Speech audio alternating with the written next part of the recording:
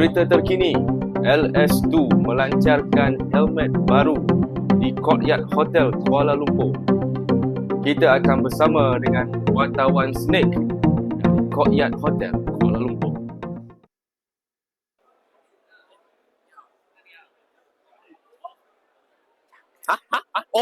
So okay.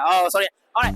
So sekarang kita tekan Courtyard sini, boleh nampak, okay. Hari malam ni kita nak buat review untuk kita punya helmet yang baru daripada LS2, okay. So tekan sini sekarang kita ada banyak, okay, yang display, okay. Bukan sahaja yang previous, kita pun ada yang latest. Kita punya helmet seperti Verso 2, kita punya Dragon dan juga kita punya Advance 2. So malam ini, okay, kita akan announcekan lah, okay, apa model yang akan sampai.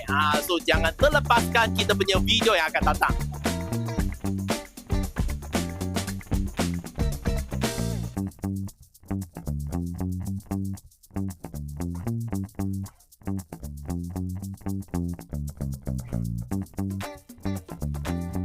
Okay, so sekarang kita dekat helmet display section, boleh nampak, okay. Yang sekarang yang paling latest kita ada dekat sini adalah kita punya Advance 2.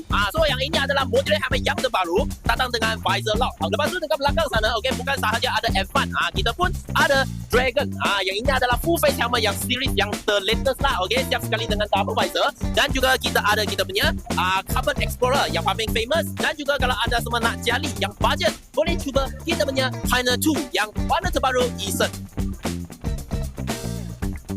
Untuk LS2 bukan saja jaga untuk helmet, dia adalah jaga keselamatan untuk full set riding gear. So sekarang boleh nampak kita ada new bag series dan juga kita ada jacket yang latest, okay, dan juga kasut, glove yang banyak pilihan yang anda boleh cuba tengok.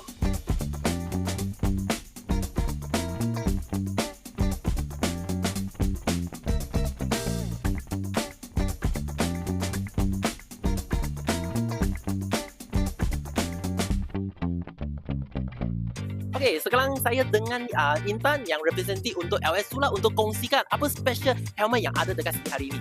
Okay, so hari ni kita ada dua. Yang pertama kita ada yang ni lah, Airflow 2 tau. Okay, Airflow 2. Yang ni kalau korang biasa tengok design yang dia ada adalah macam hitam atau glow white macam tu kan. Tapi yang ni design ni memang sangat-sangat unik. Korang tahu tak kenapa? Awak tahu tak kenapa?